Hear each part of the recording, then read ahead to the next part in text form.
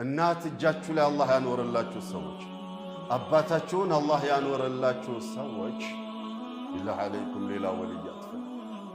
ከእናት በላይ ወልይ የለም፣ ከአባት በላይ ወልይ የለም። ወላሂ አንዲት በግ እንኳን ሸምትና እንደ ደግስና ጥራን እንጂ ንብረት ግን በረካ አላህ ያደርግልህ አሉት። አብዱራህማን ኢብኑ ዐውፍ ረዲየላሁ ዐንሁ ወአርዳህ ከዛቸው ዱዓ በኋላ ንብረቴ በስቶ እንደው የሆነ ቦታ ላይ ድንጋይ ሳነሳ ውስጡ ላይ ወርቅ ማገኝ ሁላ ይመስለኛል። ቃለ الحبيب صلوات ربي وسلامه رضا الله في رضا الوالدين وسخطه في سخطهما يا الله ውዴታ ለአንድ ሰው ወላጆቹ የወደዱት እንደሆነ ነው። የአላህም ጥላቻ በአንድ ሰው ወላጆቹ የጠሉት እንደሆነ ኢዘን አላህ የወደደን እንደሆነ ሀጃችን መውጣት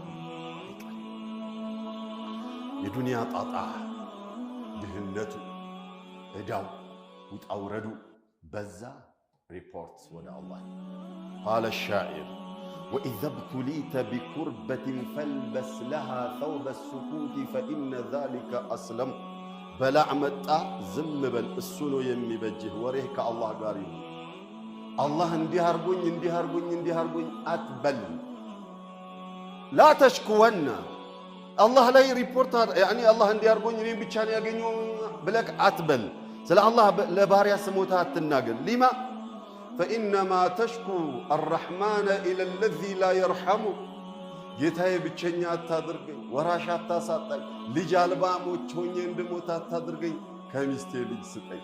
አላህ 95 ዓመት ኦር 100 ዓመት የሞላት ሚስቱ እሱ አርጅቶ ጃጅቶ ይወላህ መርፌ ባህር ውስጥ ቢገባ ይዞት የሚወጣትን ጠብታ ያህል ብቻ ቢቀንስ ነው ነገር አይቀንስም። ያንን ያህል እንኳን አይቀንስም።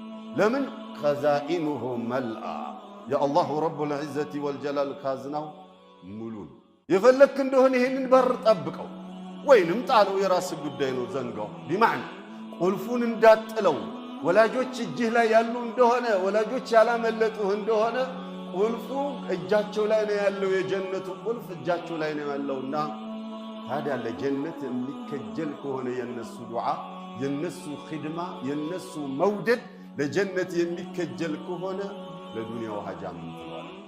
አዛኝን እኮ ለማያዝነው ሰው ነው ሄደ የወቀስከው ያለ። እንዴት አላህ በሰው ይወቀሳል?